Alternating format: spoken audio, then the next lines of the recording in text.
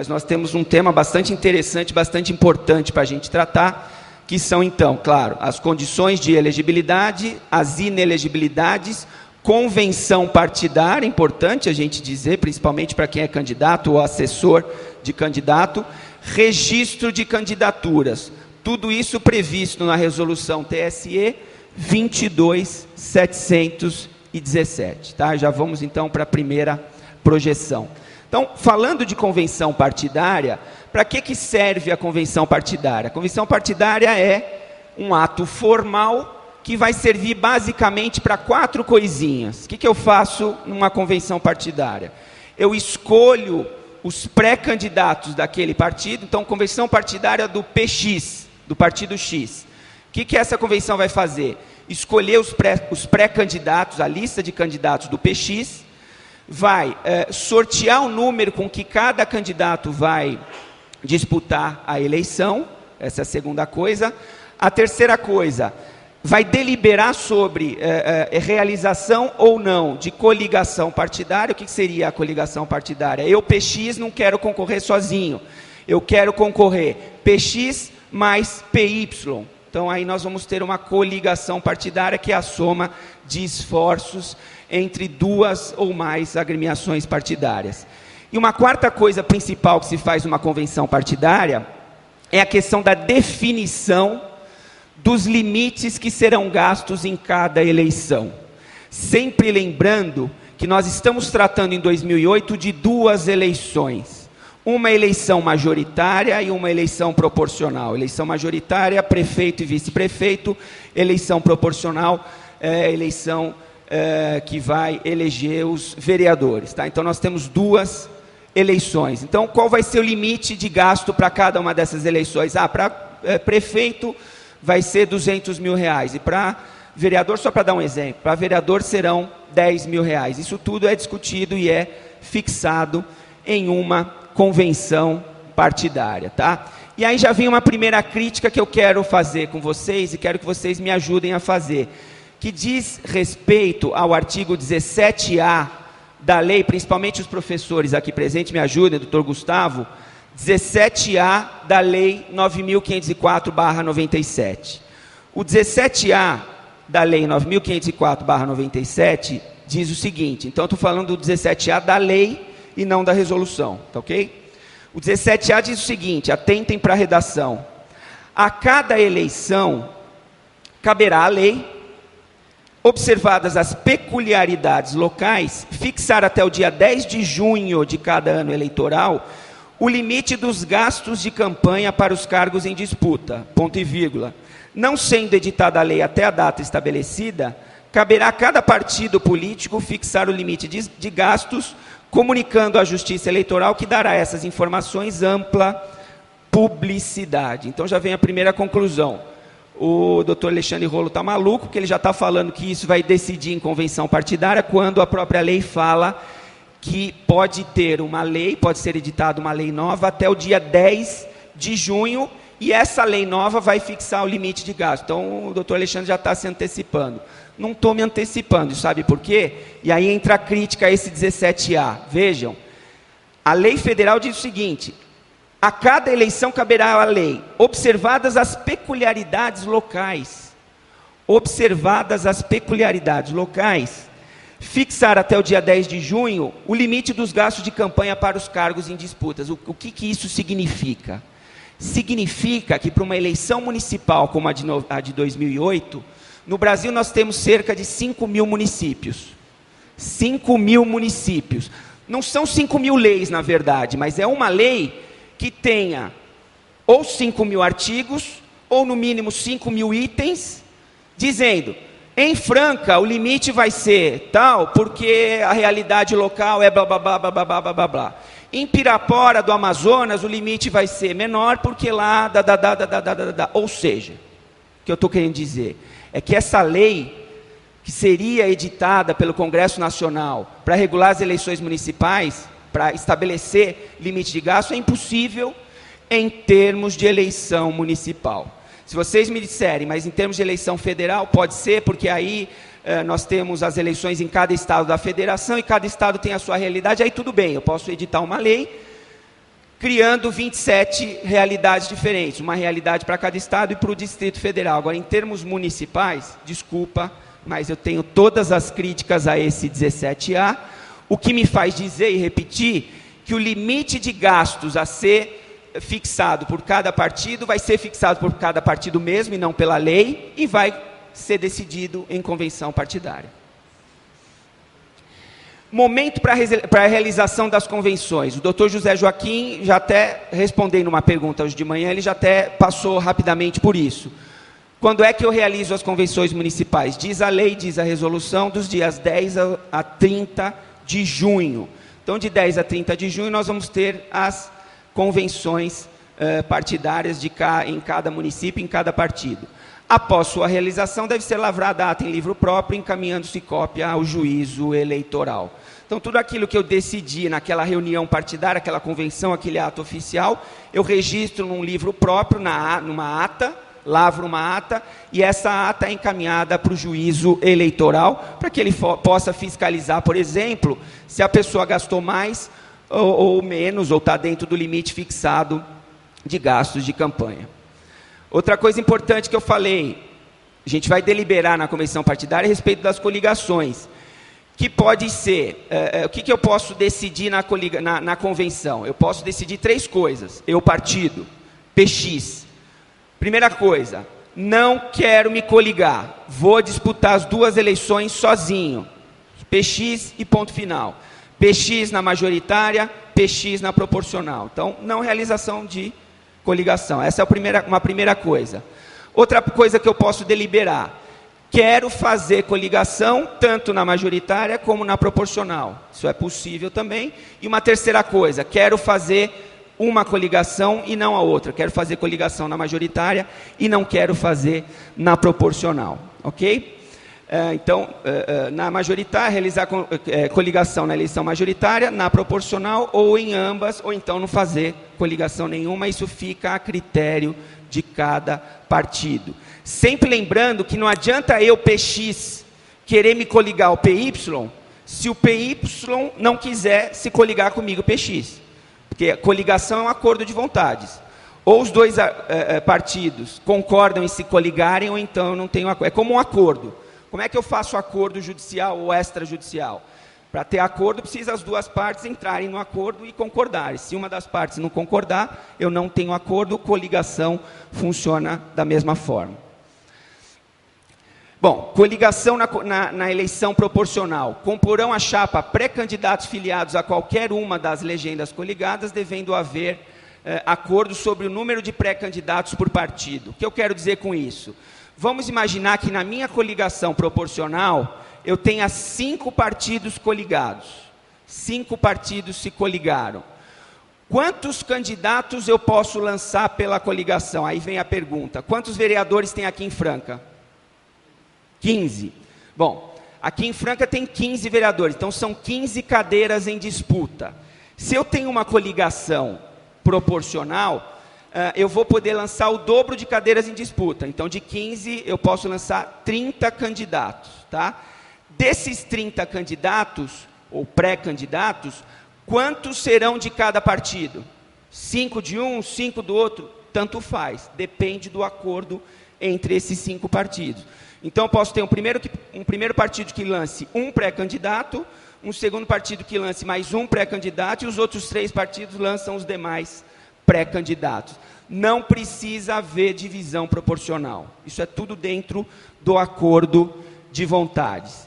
Questão da denominação da coligação. Ela deve ter denominação própria. Franca caminhando para o futuro. É um nome de uma coligação, sei lá, no exemplo que eu estou dando aqui. Coligação Franca caminhando para o futuro. Então, denominação própria. Coligação Franca caminhando para o futuro, embaixo, na propaganda eleitoral tem que conter as legendas dos partidos. Então, coligação Franca caminhando para o futuro, PT, PSOL e PV. Pronto, já estão lá os 3 partidos coligados. Atuando como um só partido no relacionamento com a justiça eleitoral. Isso aqui é importante para os aplicadores do direito, advogados, juízes e promotores. Por quê? Atuando como um só partido no relacionamento com a justiça eleitoral. cansei de ganhar processo eleitoral nessa preliminar. Que preliminar? O partido está coligado, quem entra com a representação é o partido. O partido X vem, a presença de Vossa Excelência, a propor-ação, não sei o quê, mas se está coligado não pode. Por quê? Porque a partir do momento que eu tenho uma coligação, a coligação passa a atuar no lugar do partido. Então, temporariamente, somem os partidos coligados, digamos assim, e no lugar dos partidos coligados nós temos a coligação. Então, quem tem legitimidade ativa, quem pode propor a representação ou a impugnação ao pedido de registro de candidatura? A coligação. Então, na minha petição inicial, eu tenho que colocar lá, coligação franca avançando para o futuro, senão a pessoa vai perder, vai ter extinta essa sua representação por ilegitimidade ativa.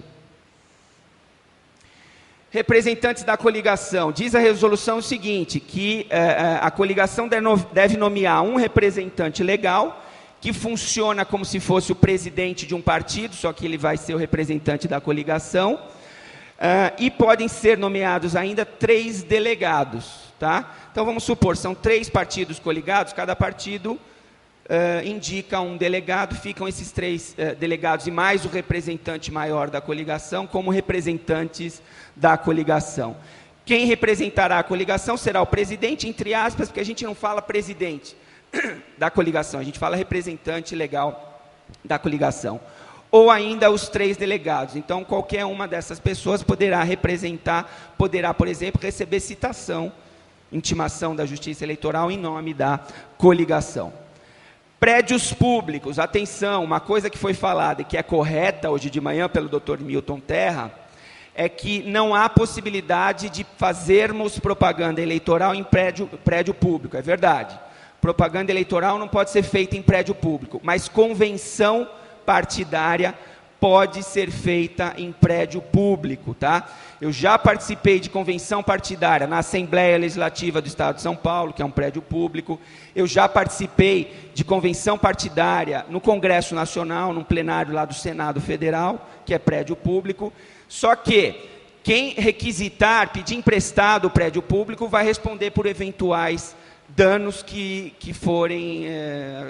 acontecerem com aquele determinado prédio público. Tá? Então, para a realização das convenções, mediante solicitação com 72 horas de antecedência. Em havendo coincidência de datas, prevalecerá o primeiro protocolo. 2 partidos pediram para solicitaram um determinado auditório para fazer a coligação no mesmo dia, na mesma hora. Então, houve coincidência de datas. Como é que o juiz, nesse caso, vai decidir em favor de quem fez o pedido em primeiro lugar? Quem protocolou o primeiro pedido lá na Assembleia? Foi o PT. Então, é o PT que vai poder, e o outro partido que marque um outro dia ou que use outro local. Sorteio dos números, que é feito também na convenção partidária. Cada partido, em cada município, serão sorteados os números a serem utilizados por cada pré-candidato, consignando-se o resultado em ata. Lembrando que, nas eleições de prefeito, de vice-prefeito, eleição majoritária, o número do candidato é o número do partido. Então, se eu sou candidato pelo PSDB, meu número será 45 e não haverá sorteio. O sorteio haverá para pré-candidatos ao cargo de vereador, cujo número será... A primeira dezena é o número do partido, e os 3 números seguintes, esses sim, poderão ser sorteados. Então, se eu sou candidato pelo DEM, meu número, a vereador, meu número será 25, blá, blá, blá, blá, blá, blá, blá, os 3 números que serão, eventualmente, objeto de sorteio. Tá, ok? Tudo isso fica consignado em ata. Identificação numérica. Candidatos a prefeito, eu acabei de falar, concorrerão com o número identificador do partido, e candidatos a vereador concorrerão com o número do partido acrescido de 3 algarismos. Candidatos reincidentes. O que eu coloquei reincidente entre aspas? É o candidato que foi candidato em 2004 e está sendo agora de novo em 2008. Por isso que eu coloquei entre aspas aí reincidente. Tá? Eles podem manter os números utilizados na eleição anterior para o mesmo cargo, sem necessidade de sorteio. Exemplo, eu já fui candidato em 2004 pelo meu partido, e meu número era 25.111. Para essa eleição, eu continuo no mesmo partido, eu posso manter o mesmo número, 25.111. Por quê? Porque eu sou reincidente, entre aspas, tá ok? Então, nesse caso, não há necessidade de sorteio. O sorteio vai existir quando não houver esse tipo de preferência. Fusão partidária. Em havendo fusão, fica garantida a preferência em relação aos 3 dígitos finais, pelo menos. O que significa fusão partidária? Prona, para dar um exemplo verídico, Prona e PL se fundem. E no lugar dessas duas agremiações partidárias surge o PR, Partido da República. Na fusão, o que acontece? 2 partidos se juntam, os 2 somem e surge um novo. Tá? Exemplo do Prona. Prona, PL, se fundiram e virou PR. Dá para manter os 2 primeiros números? Não necessariamente. Pode ser que o PR tenha um número diferente. O PR é número 99, por exemplo. Então, não dá para eu manter o número. Mas, pelo menos, os 3 algarismos, os 3 dígitos finais, eu posso ter direito a manter. Tá? Pelo menos os 111 eu posso ter direito a manter. Tudo isso será verificado, em sendo o caso, pelo juiz eleitoral. Um registro. O que eu quero dizer com um registro aqui? Não posso eu querer ser candidato a prefeito e a vereador ao mesmo tempo. Ou, mais fácil de acontecer, e está escrito ali na projeção, eu não posso querer ser candidato a vice-prefeito, porque o vice-prefeito não faz tanta campanha assim, vamos por esse caminho. Quem lidera aí o carro-chefe é o prefeito, o candidato a vice ele vai junto. Então eu não posso querer ser candidato a vice-prefeito e ao mesmo tempo a vereador, porque aí eu penso o seguinte, se eu perder para vice, quem sabe eu não ganho para vereador, e aí eu largo, perdi mesmo a majoritária e vou ser vereador. Não posso. Não tem essa possibilidade, só é possível ao pré-candidato apresentar à Justiça Eleitoral um pedido de registro, ou para eleição majoritária, ou para eleição proporcional. Quantidade de candidatos. Já falei, mas volto a dizer, se eu tenho uma coligação partidária, a coligação vai poder lançar o dobro do número de cadeiras em disputa. Então, se as cadeiras em disputa para vereador, claro, número de candidatos, eleição proporcional. Se eu estiver falando em eleição majoritária, cada partido ou coligação só pode lançar um candidato a prefeito e um candidato a vice-prefeito. Não posso eu, mesmo partido, PSDB, lançar 2 candidatos a prefeito ou 2 candidatos a vice-prefeito. Só posso um. Agora, e na eleição proporcional para vereador? 1,5 o número de cadeiras em disputa se for só partido e 2 vezes se for coligação. Então, no caso de Franca, se for coligação, 30 pré-candidatos por coligação, o dobro de 15. E se for partido isolado, vai poder lançar 1,5, 15. Então, 15 vezes 1,5. 15 mais 7,5. Dá 22,5. Tá ok? Doutor, como é que eu lanço 22,5 candidatos? Resposta. A própria resolução fala que de 0,5 para cima, arredonda para cima. Então, 22,5 significa 23. Eu coloquei 82,5 no caso de São Paulo de propósito, justamente para surgir essa dúvida. Então, no caso de São Paulo, 83. No caso de Franca, 23. Ok? Arredonda-se para cima. Sexo. Aqui... eu não quero dar uma de Marta Suplicy, até porque eu não sou sexólogo, eu não vou falar de sexo com vocês, eu vou falar de direito, tá? Só que, dentro do direito eleitoral, existe uma coisa sexual, digamos assim, que é o número de candidatos que podem ser lançados de cada sexo. Então, diz a resolução, no máximo 70% e no mínimo 30% de candidatos de cada sexo. Pergunto, pode o Partido da Mulher Renovadora, que nem existe, eu acabei de inventar, Partido da Mulher Renovadora, lançar uma chapa de candidatas a vereadora só de mulheres? Não pode. Tem que ter no mínimo 30% de homens. Pode o Partido dos Homens Machistas, também outro exemplo de partido que eu estou inventando agora, Partido dos Homens Machistas lançar uma chapa exclusivamente de homens para concorrer a vereador? Também não pode. Por quê? Porque eu tenho que respeitar o mínimo de 70% e o máximo de 30% e o máximo de 70% para cada sexo. Exemplo, Para a edilidade de São Paulo, 30% daquele número que eu falei para vocês representa 24,9 se for partido, ou 33 se for coligação. Então, 33 é o mínimo de mulheres, digamos assim, porque normalmente a quantidade de mulheres candidatas é inferior à quantidade de homens candidatos. Sendo que, importante isso aqui, em termos de sexo, o decimal aqui eu sempre arredondo para cima. Então aqui é uma regra diferente. Vamos imaginar que fosse 24,1 o resultado. Eu arredondo para 25. 24,1 é 25. Tá? 24,9 é 25. Por quê? Porque a regra em termos dos 30% e dos 30%, aqui é diferente. É sempre arredonda, a fração, seja ela qual for, é sempre arredondada para cima.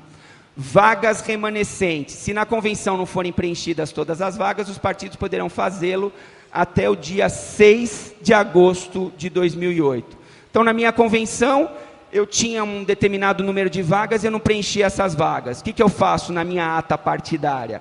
Eu registro isso em ata e eu consigno na ata o seguinte, que não preencheu e que outros candidatos poderão ser escolhidos pela própria cúpula partidária. Eu, convenção, delego isso para a cúpula partidária, é perfeitamente possível, até o dia 6 de agosto de 2008. Pedidos de registro 1. Serão apresentados pelo partido coligação até às 19 horas do dia 5 de julho. Por que eu coloquei pedido de registro 1 e pedido de registro 2? Porque, na verdade, nós temos dois prazos. O primeiro prazo é do partido ou da coligação, se houver coligação. O segundo prazo é do próprio candidato que foi esquecido. Isso pode acontecer. Eu não sou muito amigo da cúpula partidária, e a cúpula partidária esquece de encaminhar o meu pedido de registro de candidatura. O que eu faço? O partido esqueceu no dia 5, mas eu tenho até o dia 7, eu tenho mais 2 dias, mais 48 horas para poder pedir o registro da minha candidatura eu próprio. Tá? Então, são dois prazos diferentes. O do partido da coligação é dia 5 de julho e o dos próprios pré-candidatos até as 19 horas do dia 7 de julho, em caso de omissão partidária. O partido me esqueceu, então eu apresento o pedido em nome próprio e aí eu tenho mais 2 dias de prazo.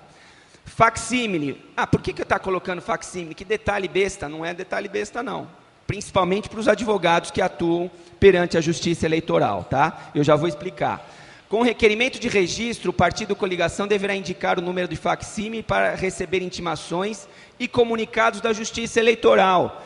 Significa o seguinte, meus amigos, em época de eleição, no período eleitoral, salvo raríssimas exceções, não há oficial de justiça, não. Eu vou fugir do oficial de justiça, eu fico 2 semanas fugindo do oficial de justiça, ele não vai me achar, eu vou ganhar tempo. Não. Os comunicados, as intimações, comunicações da Justiça Eleitoral são feitas por fax. E para isso o partido e coligação tem que dar o número do fax. Qual é o seu número do fax? Não tem o fax. Arruma.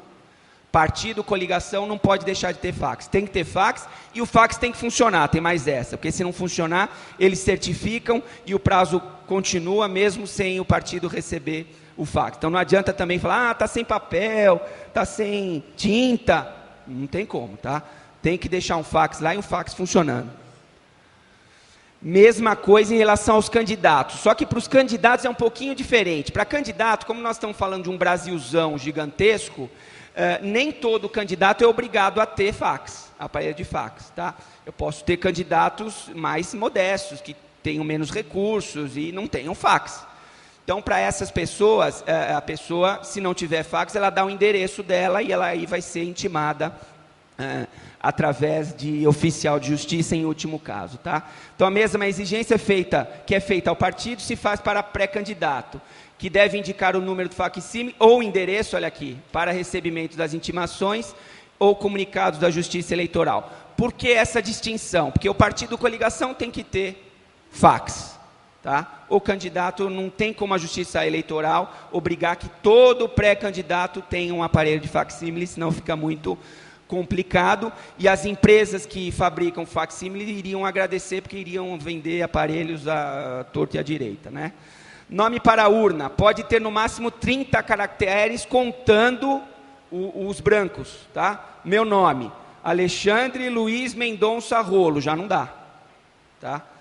Alexandre são 9 letras, se não me engano, aí tem o espaço, já são 10, aí Luiz espaço, Mendonça espaço, Rolo já tem mais do que 30 caracteres, então já não posso. Então eu tenho que fazer nesse caso uma adaptação e normalmente isso não é problema, os candidatos fazem, tá? Zezinho da farmácia, pronto, já deu, está dentro dos 30 caracteres. Proibidos nomes que atentam contra o pudor, ridículos e irreverentes. Exemplo, Turco Louco. Em São Paulo nós já tivemos um problema com o Turco Louco. Ele é um candidato que é conhecido como Turco Louco e quando apresentou o pedido de registro da candidatura dele com aquele nome, o juiz indeferiu. Falou, não, Turco Louco, na época, candidato a prefeito era o Paulo Maluf. Então, o que o juiz entendeu? Não, esse candidato a vereador está querendo ridicularizar o Paulo Maluf e está falando lá Turco Louco, quando na verdade não é o caso. Então, o juiz vai ter que estudar essa coisa aqui com atenção. O que é nome que atente ao pudor, ridículo ou irreverente? Então, Turco Louco é ridículo ou irreverente? Depende. Se a pessoa é conhecida efetivamente como Turco Louco, é o nome dela, é o nome que ela é conhecido, e foi registrado esse candidato com esse nome. Turco Louco não foi considerado ridículo, porque nesse caso concreto realmente não era ridículo. Então tem que ser analisado caso a caso. Edital.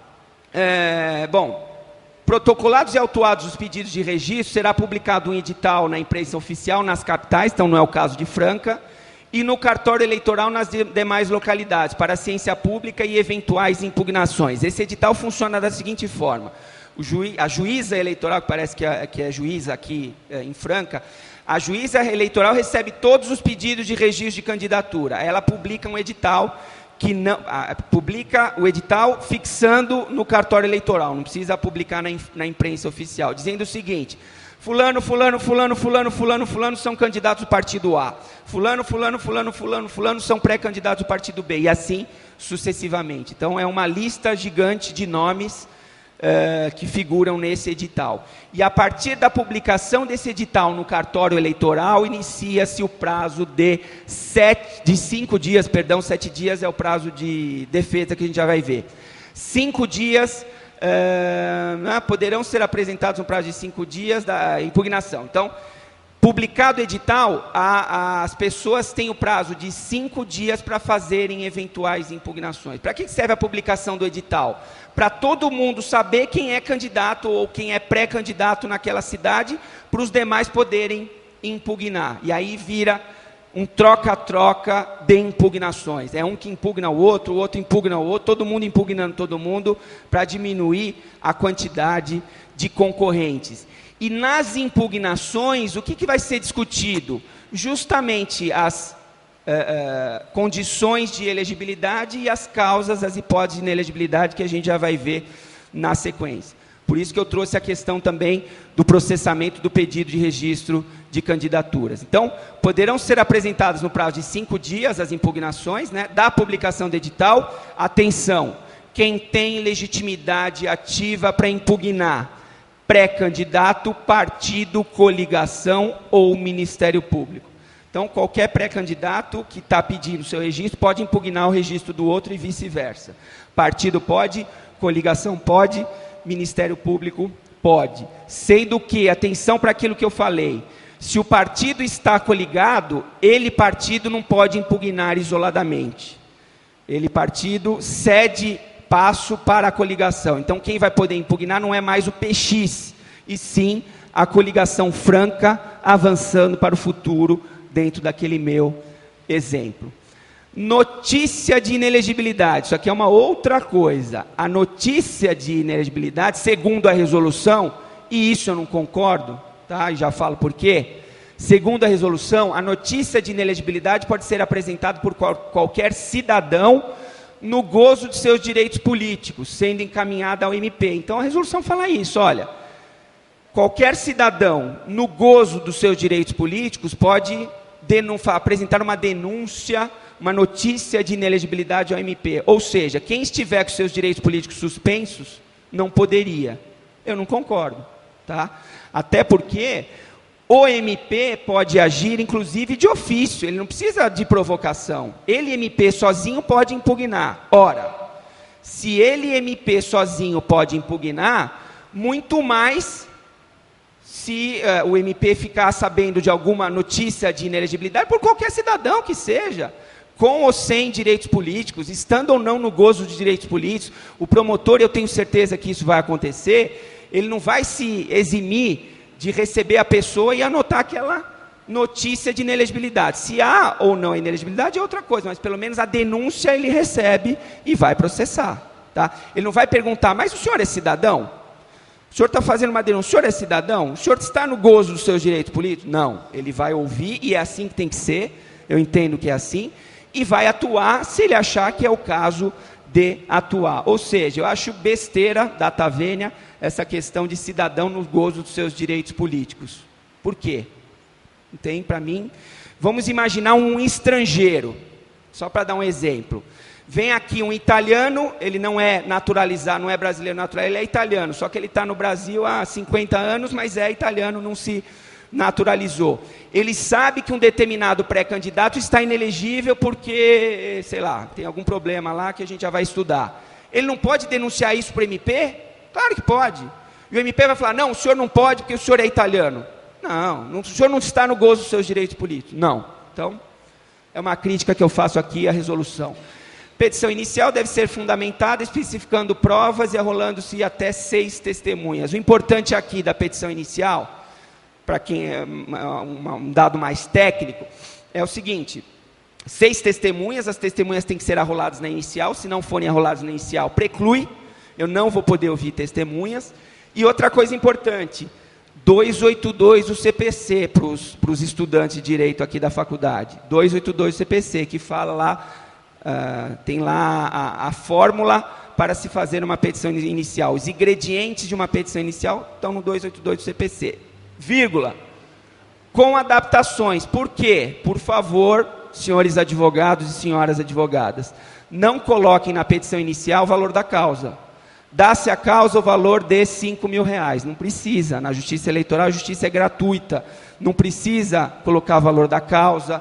Não precisa recolher guia de custas, não precisa recolher guia de oficial de justiça, não precisa recolher guia de procuração, não precisa recolher guia de nada, tá? Isso é para a justiça comum, para a justiça eleitoral não tem que recolher guia nenhuma, e se tivesse que recolher alguma guia, não seria guia estadual, seria guia federal, porque a justiça eleitoral faz parte da justiça federal. Então seria guia DARF, seria outra guia, não seria essa guia que a gente está acostumado da justiça estadual. Por favor. Contestação deve ser apresentada no prazo de 7 dias da notificação, via telegrama ou facsímile, seguindo ela com rol de testemunhas. Inicial tem que ter 6 testemunhas, máximo de 6 testemunhas, contestação também, máximo de 6 testemunhas, e as testemunhas têm que ser arroladas na contestação. Procedimento sumário, pessoal, os estudantes. Procedimento sumário do CPC, inicial, tem que ter rol de testemunhas, a contestação também. Aqui é a mesma coisa, tá? Inicial e contestação tem que ter rol de testemunhas, sendo que nas duas o máximo é de 6 testemunhas. Posso arrolar menos, mas não posso arrolar mais testemunhas. E a notificação, atenção à importância do fax, pode ser feita por fax, tá? Não fiquem esperando o oficial de justiça, porque não necessariamente ele irá aparecer. Dilação probatória. Nos 4 dias que se seguem, atenção aqui, porque é uma coisa bem interessante, característica do direito eleitoral. Como não precisa ter intimação, os prazos são contínuos. Por isso que fala, ó, nos 4 dias que se seguem, nos 4 dias que se seguem ao quê? Ao final do prazo de contestação. Então, são 7 dias de contestação, ok? Nos 4 dias que se seguem, ou seja, no 8º, no 9º, no 10º e no 11º, o juiz deve ouvir as testemunhas arroladas pelas partes, o que ocorrerá em uma só assentada. Olha prazo para juiz aqui. Que coisa interessante. Na justiça comum é difícil a gente ver prazo para juiz. Normalmente o juiz não tem prazo, eles alegam excesso de serviço, e até tem excesso de serviço, não estou criticando ninguém aqui, eles têm excesso de serviço mesmo. O que eu pondero é que muitas vezes o advogado também tem excesso de serviço e ele não pode alegar excesso de serviço para não cumprir prazo. Mas aqui na Justiça Eleitoral tem prazo para todo mundo, para juiz, para promotor, para advogado, para todo mundo. Então, nos 4 dias seguintes, o juiz tem que ouvir testemunha. Terminou o prazo de contestação, tem 4 dias para marcar audiência. E a audiência vai ser uma só, todas as testemunhas serão ouvidas em uma só sentada, na mesma audiência. Outras diligências, nos 5 dias que se seguem, então vão somando, 7 mais 4, aí vem 5. Nos 5 dias que se seguem a oitiva das testemunhas, o juiz pode determinar outras diligências, vai depender de cada caso concreto. Preciso de novas diligências ou não preciso de novas diligências? Alegações finais. Encerrada a fase instrutória, inicia-se o prazo comum de 5 dias para alegações finais. É aqui que o Ministério Público costuma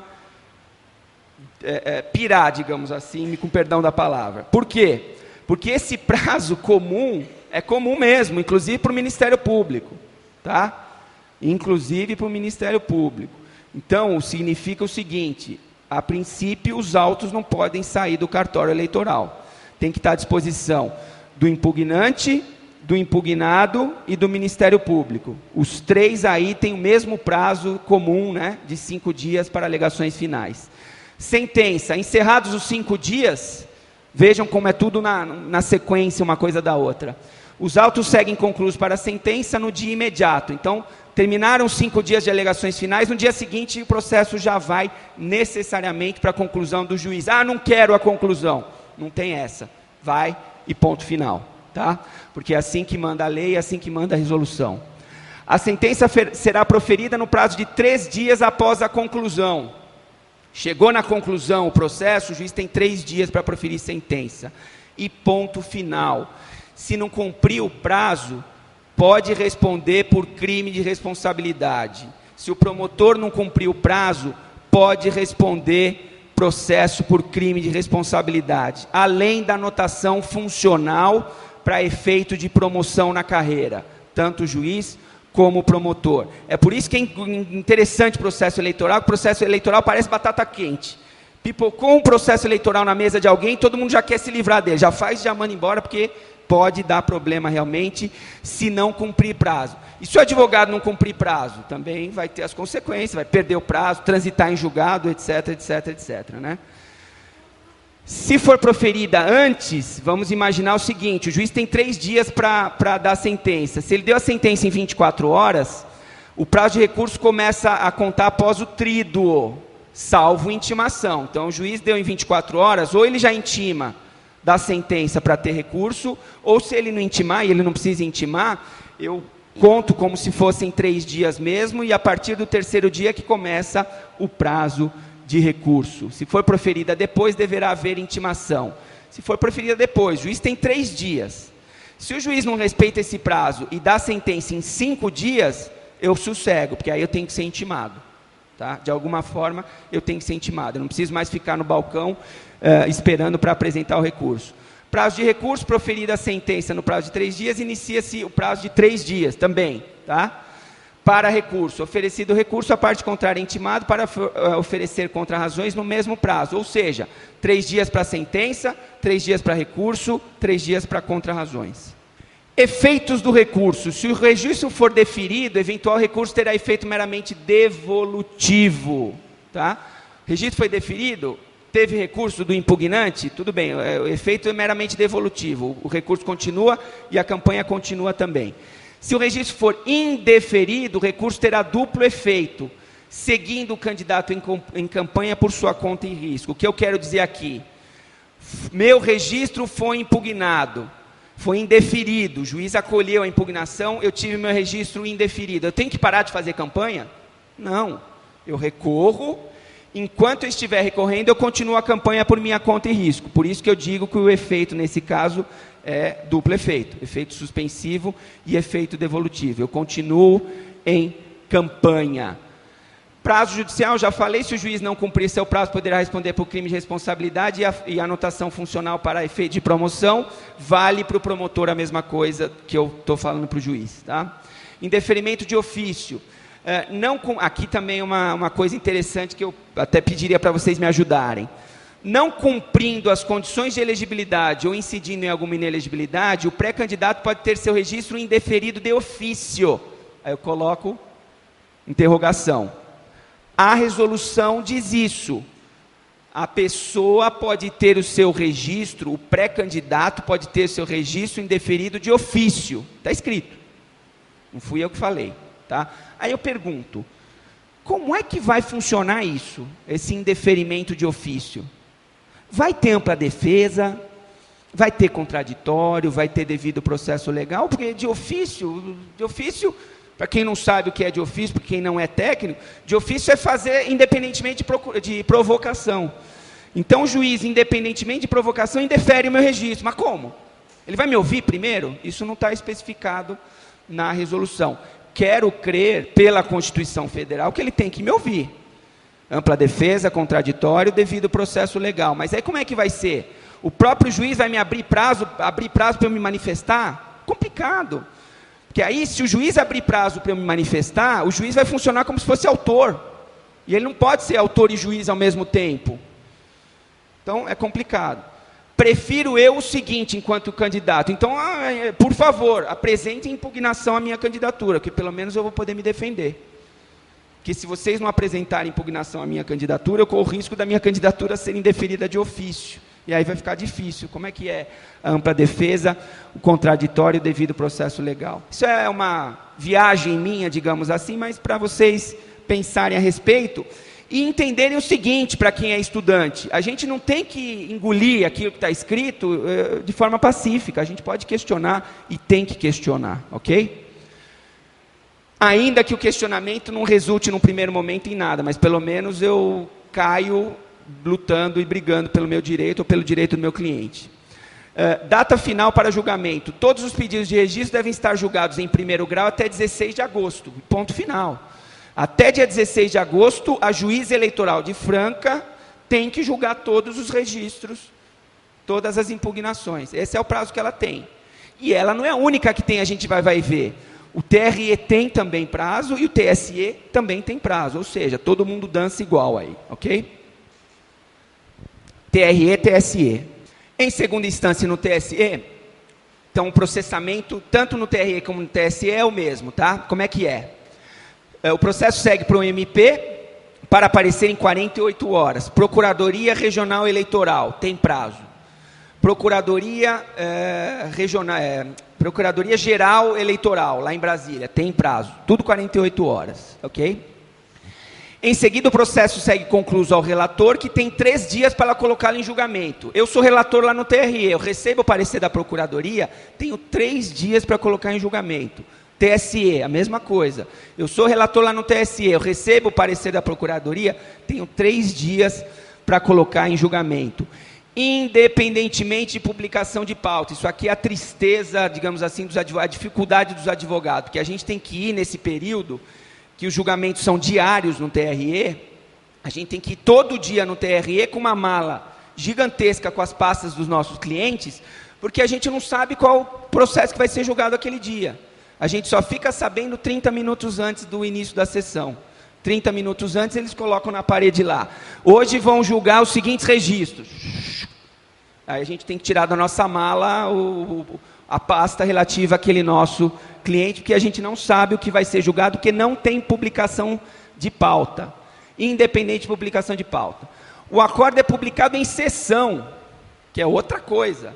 Vai ser julgado lá no TRE, e aí eu fico esperando no meu escritório que o acordo vai ser publicado no Diário Oficial. Senhor, o acordo é publicado na sessão, julgou hoje, já está publicado hoje, eu já tenho cópia também, essa é uma coisa que é importante dizer. Eu já tenho cópia no mesmo dia. Você chega lá no TRE e fala assim, publicou na sessão, me dá cópia. Doutor, espera 10 minutos. A gente espera 10 minutos e já sai com a cópia embaixo do braço. Por quê? Porque já começa o prazo para recurso. Iniciando-se aí o prazo de 3 dias para recurso, que a gente já vai ver o recurso especial do TRE para o TSE.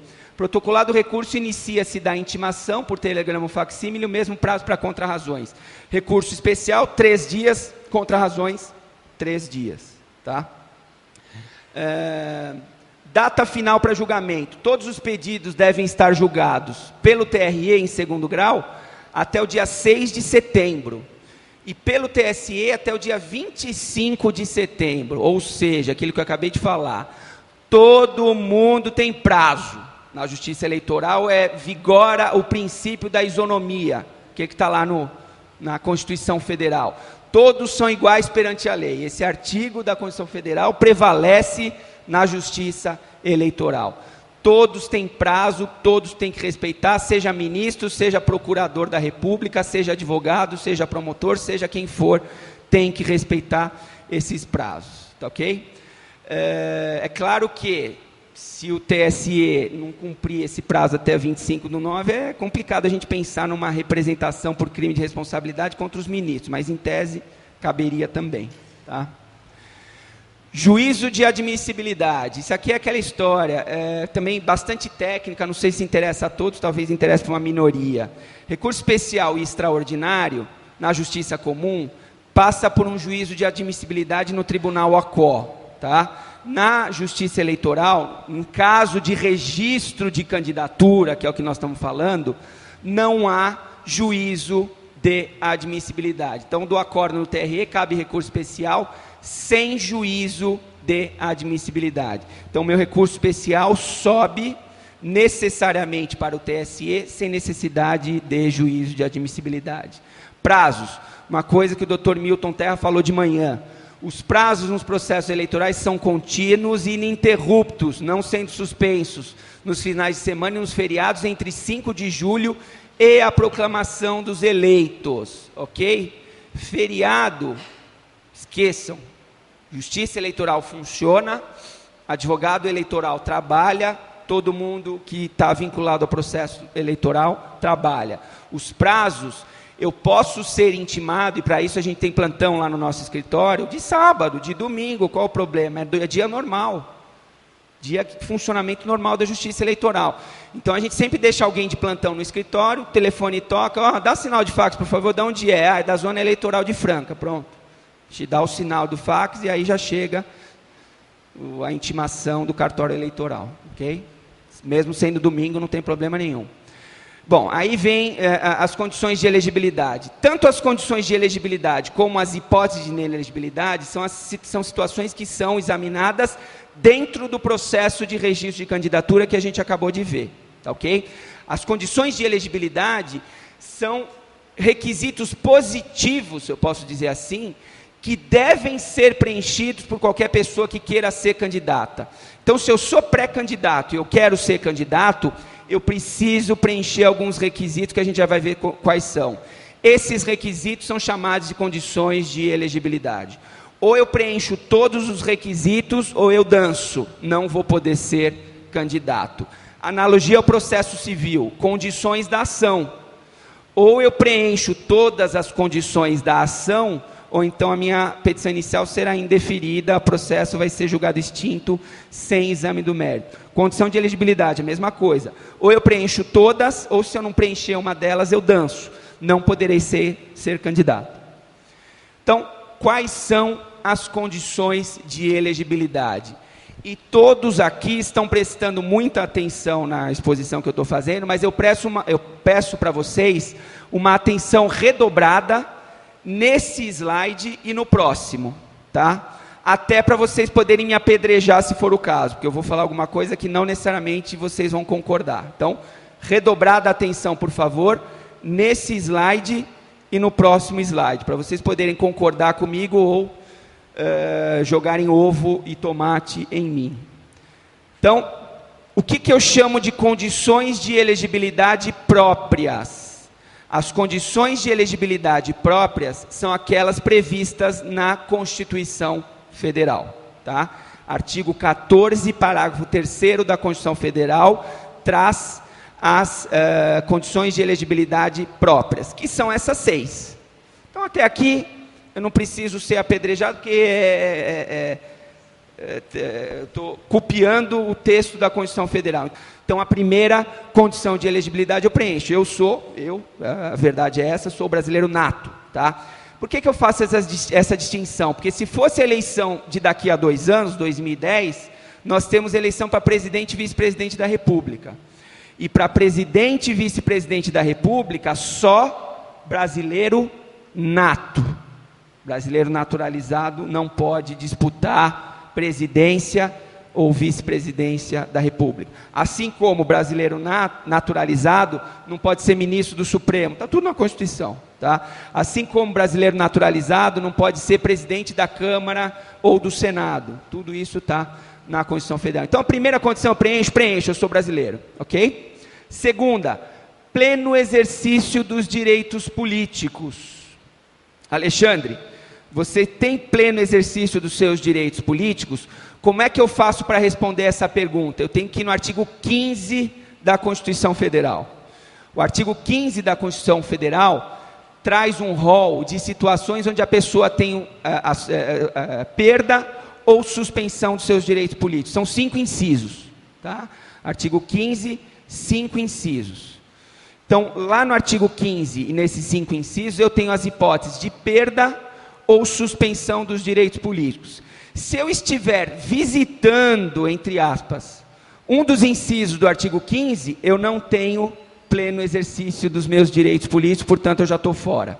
Tá? Exemplo do artigo 15, cancelamento da naturalização. Se eu for brasileiro naturalizado e for cancelada a minha naturalização, eu volto a ser estrangeiro e, portanto, eu não posso exercer direitos políticos. Inciso 3 do artigo 15, condenação criminal transitada em julgado enquanto durarem seus efeitos. Se eu tiver uma condenação criminal transitada em julgado, eu estou com meus direitos políticos suspensos, eu não posso ser candidato. Tá? Inciso 5º do artigo 15, improbidade administrativa, também com trânsito em julgado. Se eu tivesse sido condenado por improbidade administrativa com trânsito em julgado, eu estou com meus direitos políticos suspensos. Então é isso que vai ser verificado aqui. Artigo 15 da Constituição Federal, se eu estou lá visitando o artigo 15 ou não. 3, alistamento eleitoral. Para eu poder ser eleito, atenção, para eu poder ser eleito, eu preciso primeiro ser eleitor. Tá? Eu preciso ter alistamento eleitoral. O que significa alistamento eleitoral? Preciso ter o título de eleitor. Ah, Alexandre, mas eu perdi o título de eleitor. Não tem problema, não precisa ter o título de eleitor, não precisa estar alistado perante a Justiça Eleitoral. Se perder o título de eleitor, foi roubado, extraviou, etc., eu chego na zona eleitoral, na minha sessão eleitoral, com a carteira de identidade, não tem problema nenhum, vai constar o meu nome, todo mundo aqui acho que já votou, o meu nome vai estar naquela lista, naquele caderno de votantes, e, portanto, eu tenho alistamento eleitoral. Na pior das hipóteses, eu peço uma certidão. Eu vou no meu cartório eleitoral e falo, olha, perdi meu título, eu preciso de uma certidão de que eu tenho alistamento eleitoral, e eles têm lá no arquivo deles. Domicílio eleitoral na circunscrição. O que significa isso, para ser rápido, para a gente também não avançar muito no tempo? Significa o seguinte, se eu quero ser candidato em Franca, eu preciso provar domicílio eleitoral em Franca. O que é o domicílio eleitoral? É diferente do domicílio civil. A Justiça Eleitoral tem uma margem de manobra, tem um jogo de cintura, e é assim que tem que ser, na questão do domicílio eleitoral. Então, tem domicílio eleitoral qualquer pessoa que tenha vínculo político, social ou econômico. Por exemplo, eu moro em Franca. Perfeito. Eu não moro em Franca, mas eu trabalho em Franca. Ótimo. Eu não moro em Franca, nem trabalho em Franca, mas eu tenho uma casa de campo em Franca. Perfeito. Ótimo. Espetacular. Eu não moro, nem trabalho, nem tenho casa de campo, mas eu tenho afinidade econômica, vínculo político. Eu sempre fui de lá, eu nasci lá, moro em outro lugar, mas eu continuo tendo meus vínculos, também não tem problema nenhum. Por quê? Porque aqui nós temos algum jogo de cintura em termos de domicílio eleitoral. É claro que eu não posso votar num município e querer ser candidato em outro, aí não dá. Então, para ter domicílio eleitoral, eu tenho que votar em Franca e ter algum contato, algum vínculo com Franca. Filiação partidária. Um outro exemplo. Eu não tenho nenhum desses vínculos, desses contatos, mas a minha esposa, a família da minha esposa é daqui de Franca, então eu transferi meu título para Franca. Não tem problema nenhum, você tem um vínculo familiar. Tá? Não tem rigor em termos de domicílio eleitoral. É claro que eu não posso fraudar.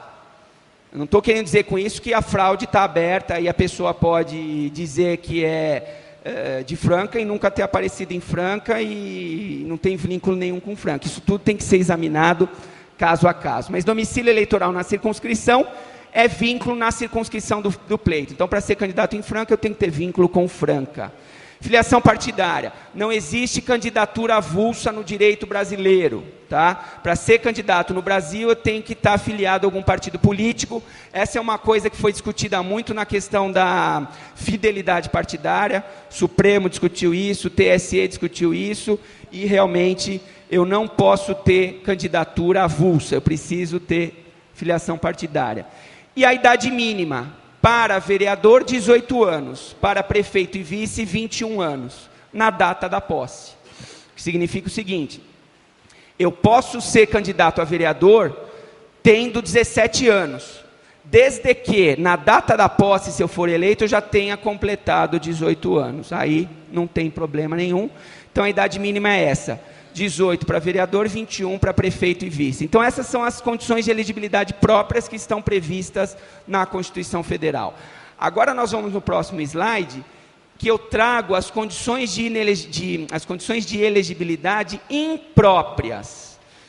E aqui é que vocês podem eventualmente começar a discordar de mim. Por que eu chamo aqui de condições de elegibilidade impróprias? Porque são situações criadas ou pela lei, ou pior, pela resolução do TSE, que não estão agasalhadas pela Constituição Federal. E eu entendo, e vocês podem, se for o caso, discordar de mim, não tem problema nenhum, eu entendo que as condições de elegibilidade são aquelas que estão na Constituição Federal e ponto final. Porque o artigo 14, parágrafo 3º da Constituição Federal fala: são condições de elegibilidade, 2 pontos, e são aquelas que a gente acabou de ver. A Constituição Federal não fala: são condições de elegibilidade as seguintes e mais aquelas previstas em lei. Não fala isso. Portanto, eu entendo que as condições de elegibilidade para valer são aquelas previstas na Constituição Federal. E aquelas que não são para valer, doutrinariamente falando, pessoal, na prática, tem que preencher isso aqui e ponto final. Menos o 5 aqui que eu já vou falar. Tem que preencher isso aqui e ponto final. Agora, academicamente falando, eu estou numa faculdade de Direito, eu posso me dar esse luxo, doutrinariamente falando, isso aqui não poderia ser exigido. O que pode ser exigido é o que está na Constituição Federal, o que está fora não pode ser exigido. Okay? Mas na prática é. Que é o seguinte: escolha do pré-candidato em convenção. Não está escrito na Constituição Federal, mas eu tenho que preencher porque está na lei. Tá? Então está na lei que eu preciso ser escolhido na convenção, que foi a primeira coisa que a gente começou a falar no início da nossa exposição. Então não adianta eu ter filiação partidária, não adianta eu estar alistado, ser alistado como eleitor e não ser escolhido em convenção. Porque se eu não for escolhido em convenção, significa que o meu partido não me deu legenda, e se o meu partido não me deu legenda, eu não posso ser candidato. Então essa é uma condição de elegibilidade que eu chamo de imprópria. Outra: apresentação de declaração de bens assinada pelo pré-candidato. É um documento, é um requisito que a lei exige, a lei 9.504, mas que não está na Constituição. Mas se eu não apresento essa declaração, o meu registro de candidatura será indeferido.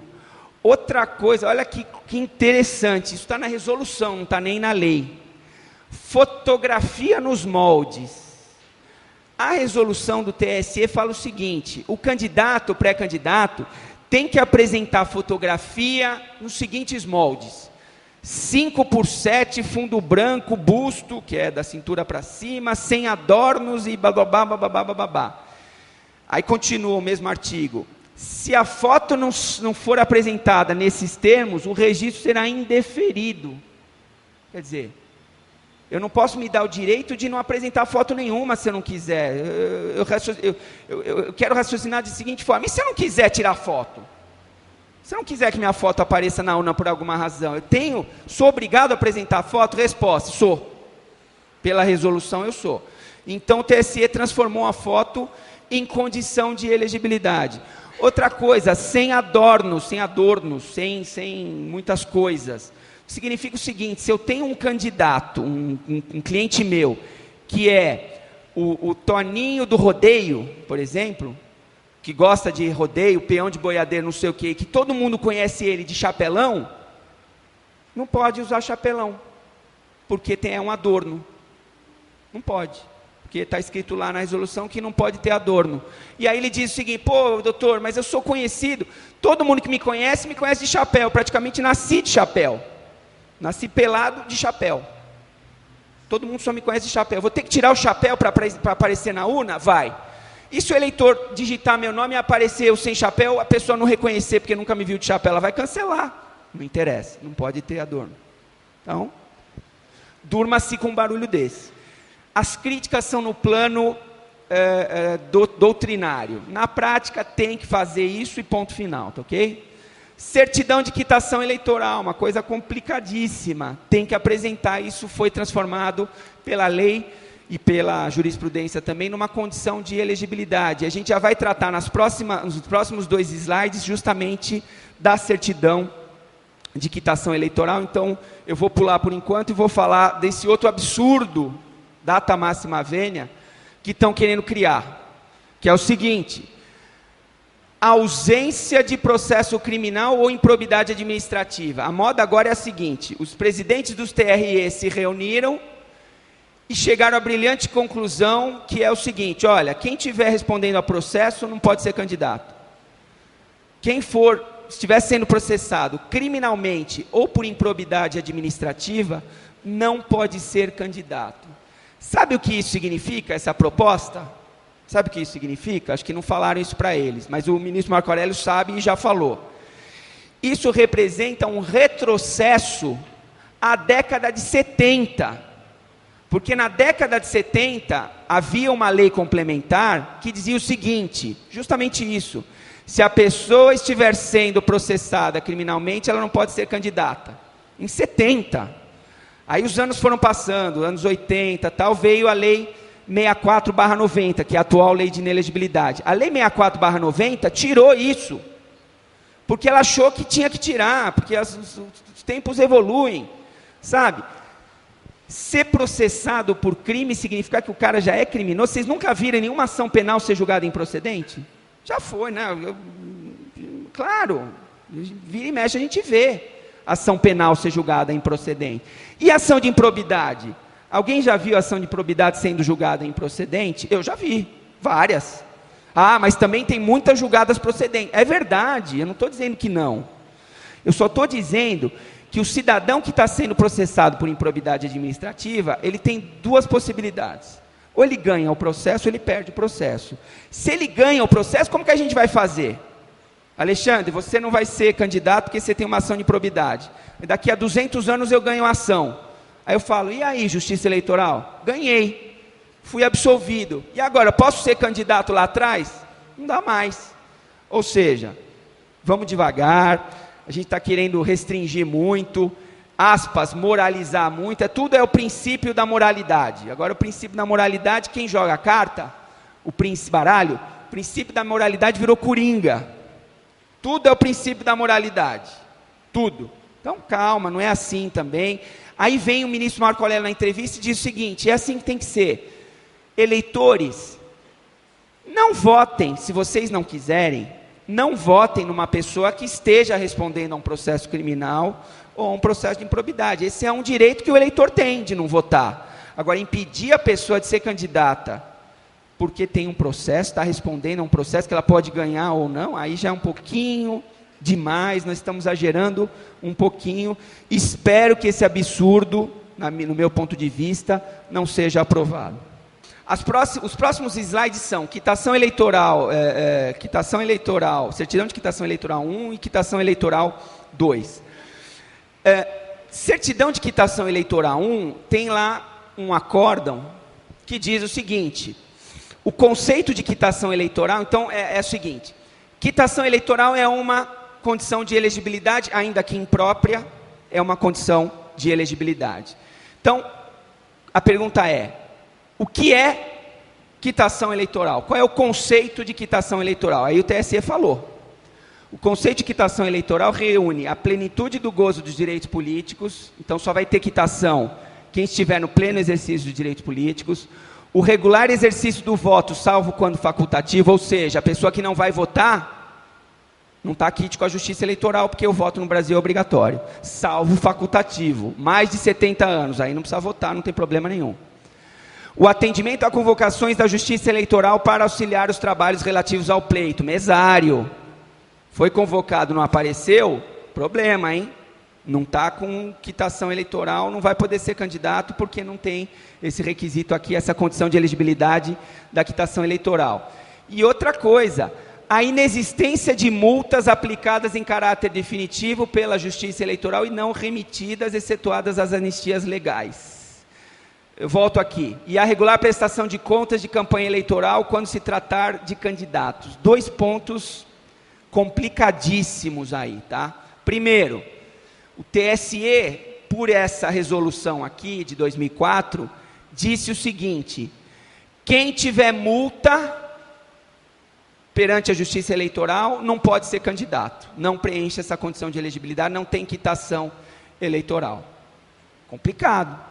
Segundo o meu ponto de vista, é complicado pelo seguinte: a pessoa fez uma propaganda eleitoral indevida? Fez. Ela teve, foi condenada a uma pena de multa? Foi. Transitou em julgado? Transitou. Só que aí, quando transita em julgado, e eu devo alguma coisa para a União, sabe o que acontece quando alguém deve alguma coisa para a União Federal? Sabe o que acontece? Alguém sabe o que acontece? Quando alguém deve alguma coisa para a União Federal? Uma coisa chamada execução fiscal. Processo de execução fiscal. Então, no processo de execução fiscal, vai ser decidido, vai ser discutido se tem que pagar, se não tem que pagar, se vale, se não vale, etc, etc, etc. Isso se chama devido processo legal.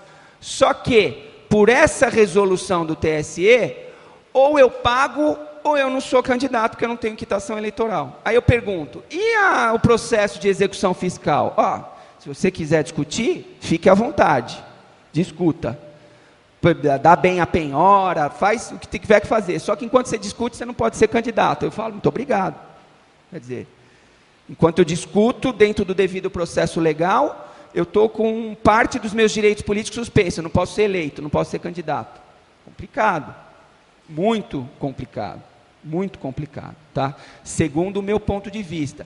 Outra coisa, se nós temos o devido processo legal para cobrança de multa, será que isso aqui não seria uma forma do Estado coagir a pessoa a pagar uma execução forçada? Eu acho que sim. Me parece que isso aqui é uma execução forçada. Me parece que isso aqui é uma forma de coação. Ou você paga ou você não é candidato. Mas eu quero discutir na execução fiscal. Ótimo.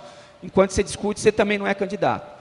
Aí eu falo, então estou com meus direitos políticos suspensos, não posso ser candidato, a minha cidadania passiva está suspensa, e enquanto eu discuto, e onde já se viu, quer dizer, é complicado, tá? Mas é assim, quem estiver, atenção, candidatos, pré-candidatos e assessores de candidatos, quem tiver alguma multa pendente perante a Justiça Eleitoral, pague logo, até o dia 5 de julho, se não pagar, não vai poder ser candidato.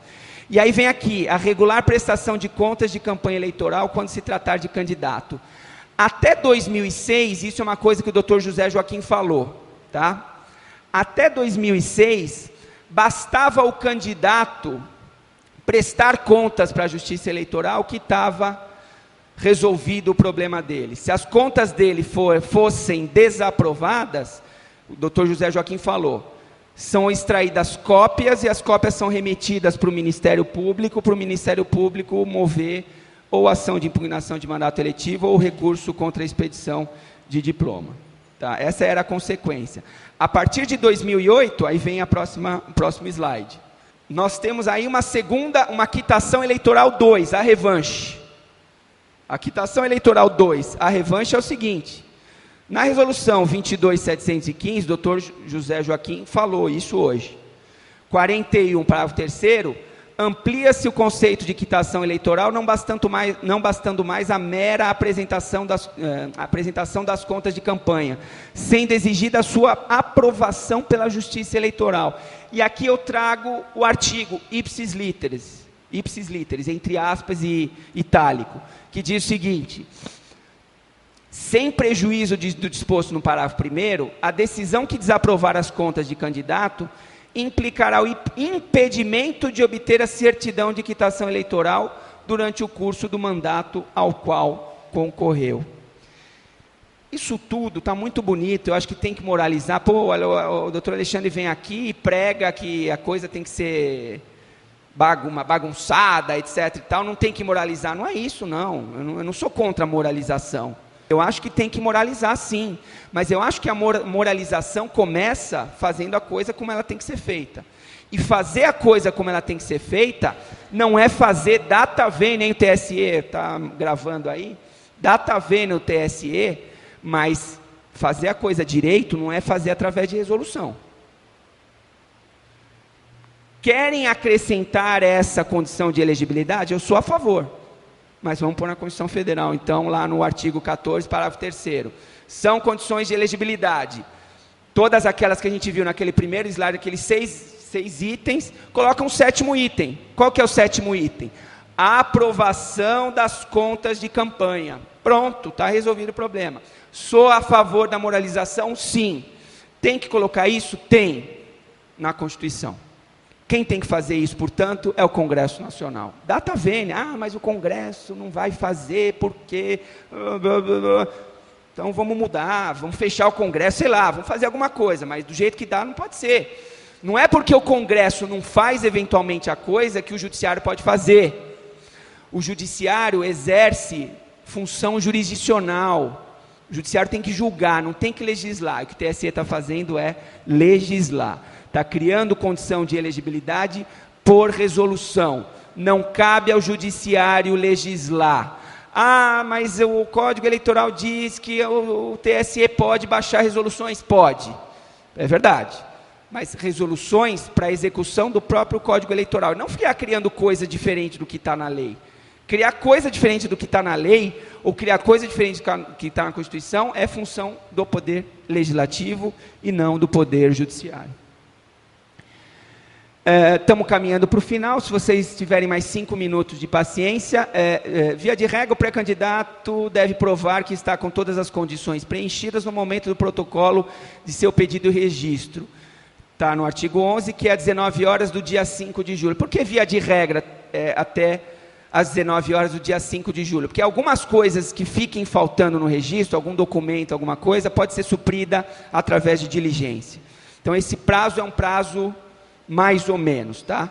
O prazo é até o dia 5 de julho, 19 horas do dia 5 de julho, mas esqueci de juntar a declaração de bens assinada pelo candidato. Posso juntar depois? Posso. Até em sede de embargos de declaração, para vocês terem uma ideia, eu já vi e a Justiça Eleitoral aceita juntada de documento. E aí a parte final, que são as inelegibilidades. As inelegibilidades são situações que impedem candidaturas, ou seja, pré-candidato para ser candidato não pode apresentar nenhuma inelegibilidade. Então, enquanto as condições de elegibilidade eu tenho que preencher todas, as inelegibilidades eu tenho que fugir. Se alguma inelegibilidade grudar em mim, eu não posso ser candidato.